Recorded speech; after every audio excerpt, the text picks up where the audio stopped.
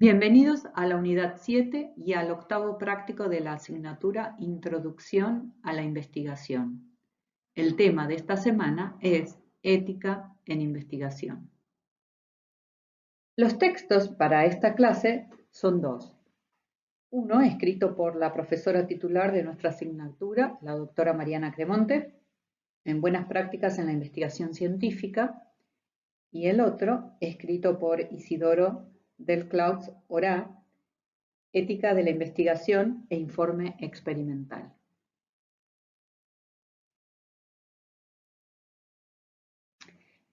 En esta clase nos proponemos comprender por qué la ética está incluida como parte del proceso de investigación, identificar cuáles son las prácticas cuestionables que afectan la honestidad y transparencia académica y conocer sobre los códigos de ética de asociaciones psicológicas en investigación. En términos generales, se puede afirmar que la ética en la investigación se refiere a la aplicación de las reglas morales y los códigos de conducta profesionales a la planificación, recolección, análisis, reporte y publicación de información sobre los participantes y el proceso de investigación. En particular, se refiere también a la aceptación de los derechos a la privacidad y confidencialidad de los participantes. Actualmente, existen distintos códigos profesionales de ética que establecen parámetros para la investigación. ¿Y cómo surge la necesidad de establecer códigos profesionales de ética profesional? Desafortunadamente, la historia de la investigación ha estado matizada por sucesos que opacan los maravillosos hallazgos científicos, situación generada en gran medida por investigaciones adelantadas a ultranza y con el desconocimiento de los mínimos derechos de los seres humanos que participaron en ellas como sujetos de estudio. Algunos ejemplos de investigaciones no éticas se llevaron a cabo con los experimentos médicos de los nazis en los decenios de 1930 y 1940. Ellos llevaron a cabo programas de investigación que incluían el uso de prisioneros de guerra y enemigos raciales en numerosos experimentos diseñados para probar los límites de resistencia y la reacción de los seres humanos a enfermedades y medicamentos no probados. Por ejemplo, quebrar y volver a quebrar los huesos de las personas para ver cuántas veces podían ser quebrados y descubrir en qué punto fallaba la recuperación. Otro ejemplo más cercano fue el experimento realizado en los Estados Unidos entre 1932 y 1972, en un trabajo conocido como el estudio Tuskegee sobre la sífilis, en el que se investigaron los efectos de la enfermedad en 400 hombres de una comunidad afroamericana pobre. El tratamiento médico fue retrasado deliberadamente para estudiar el desarrollo de la enfermedad sin tratamiento. Otro ejemplo más claramente psicológico fue el conocido estudio de Philip Zimbardo. Philip Zimbardo es un psicólogo estadounidense y fue presidente de la Asociación Norteamericana de Psicología en el año 2002. El experimento, que realizó en la Universidad de Stanford en 1971, consistió en la simulación de una cárcel en las instalaciones de la universidad, replicando las características como la comida, la ropa, los horarios, la posición de poder de los guardias, entre otros. Asignó a un grupo de estudiantes el papel de guardias y a otros el de reclusos. Entre otras cosas, el experimento pretendía analizar la influencia del entorno en el comportamiento de los sujetos. El experimento se salió de las manos y no duró más de una semana. Los estudiantes universitarios se habían transformado, sufriendo una diversidad de daños emocionales. Estos casos de violaciones a los derechos humanos determinaron la necesidad de regular y establecer códigos de ética para la investigación. Uno de los primeros reconocido internacionalmente es el llamado Código de Nuremberg, elaborado después de la Segunda Guerra Mundial. Posteriormente se desarrollaron otras normas internacionales, entre las que destaca la Declaración de Helsinki de 1964, enmendada en 1975.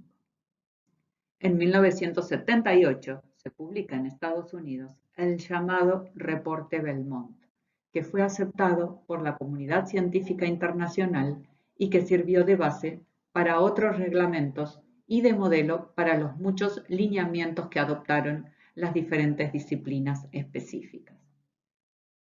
El reporte Belmont tiene tres principios fundamentales. El principio de beneficencia, que implica maximizar los beneficios posibles en la investigación. El principio de respeto a la dignidad humana, que es un reconocimiento a la autonomía de los participantes. Y el principio de justicia, que implica el manejo equitativo e igualitario de los participantes de una investigación.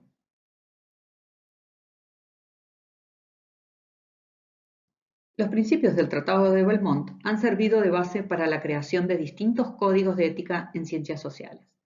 Dentro de nuestro campo de la psicología, a nivel internacional, usamos el Código de Ética de la Asociación Americana de Psicología y dentro de nuestro país, la Federación de Psicólogos de la República Argentina ha delineado principios relacionados con el trabajo de investigación. Algunas prácticas cuestionables en investigación, sobre las cuales estos códigos de ética han delineado formas de accionar, se refieren al maltrato a los participantes, temas relacionados a las autorías de un reporte o de una investigación, al plagio, a las faltas al publicar, a la no declaración de un potencial conflicto de interés y al maltrato a los datos.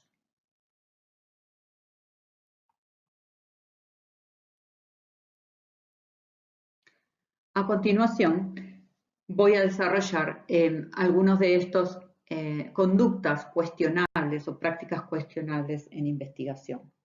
En relación al maltrato a los participantes, como vimos anteriormente, pueden poner fácilmente en peligro la salud física y mental de las personas que participan en la investigación. Por ende, antes de comenzar a recolectar los datos con seres humanos, los investigadores deben informar a los participantes sobre la investigación, el objetivo de la investigación y el alcance del trabajo. Respetar la libertad individual de declinar la participación.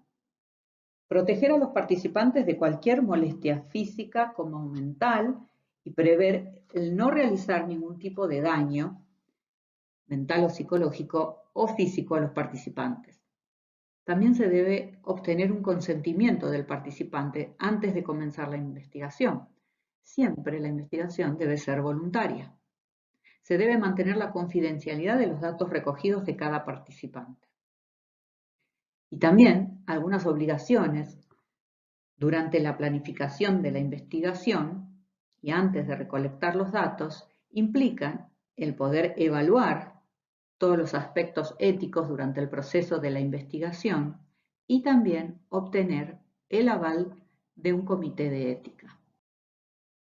Los comités de ética suelen estar compuestos por investigadores y especialistas en cuestiones éticas relacionadas con la investigación científica y evalúan que el proyecto cumpla con las normas que regulan el respeto y bienestar de los participantes del estudio.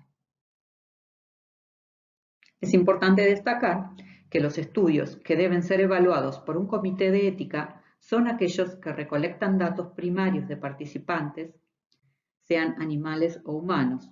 Los que no lo necesitan son aquellos que trabajan con datos libremente disponibles y de dominio público, por ejemplo, un análisis de contenido de las publicaciones sobre el alcohol, o que son datos secundarios, ya sean provenientes de un banco de datos o de una base de datos preexistente.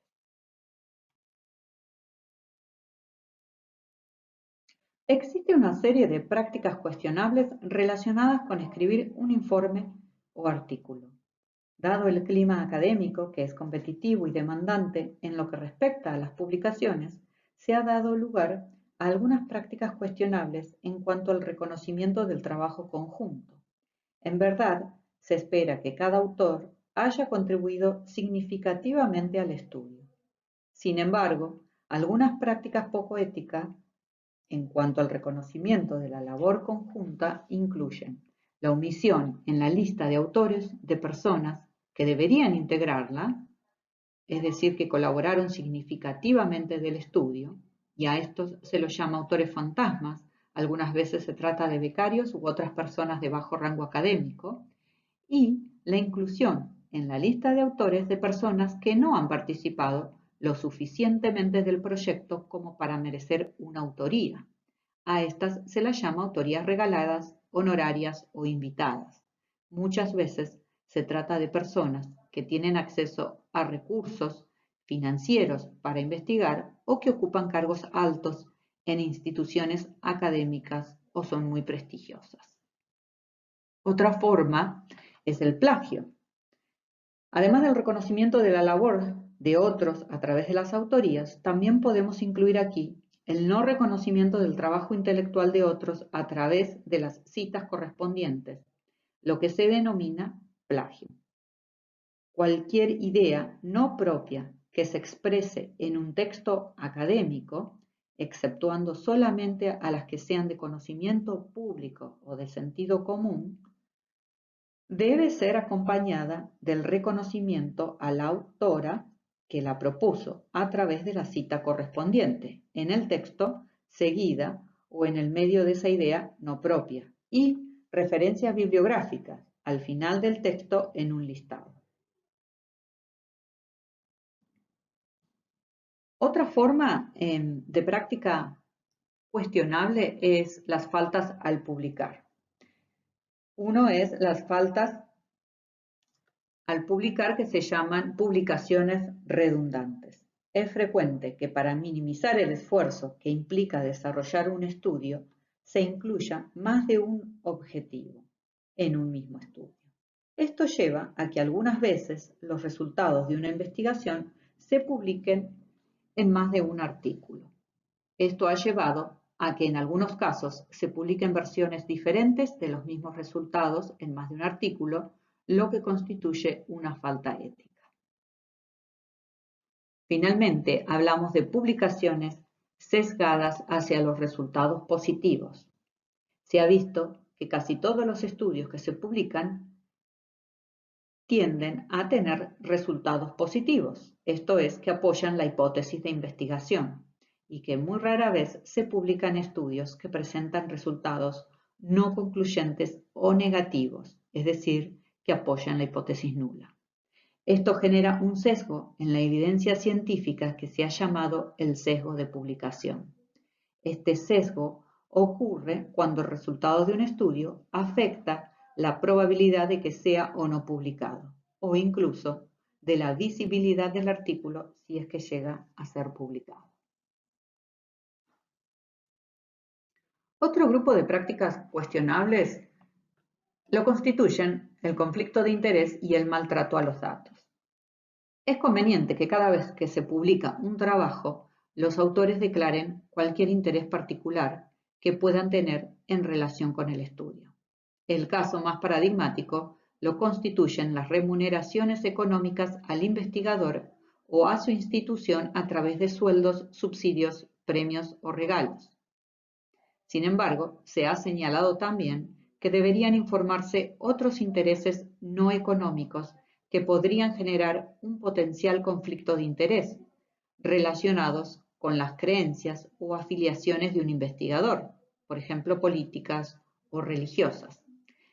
Estas declaraciones de potenciales conflictos de intereses contribuyen a la transparencia del proceso de construcción del conocimiento científico. En relación al maltrato de los datos, se incluyen aquí tanto la más grave de las faltas académicas, que es la falsificación de datos, como otras más frecuentes y menos serias, como no explicitar que los datos perdidos fueron reemplazados. Para promover la transparencia en el tratamiento de los datos, los investigadores pueden hacer lo siguiente: elaborar de antemano el plan de análisis de datos y justificar debidamente los desvíos de este plan. Existen incluso sitios en los cuales se puede registrar un proyecto antes de llevarlo a cabo. Otra forma es describir en detalle todo el tratamiento de los datos y los análisis efectuados para que nuestros lectores puedan evaluar si lo que se ha hecho es adecuado o no.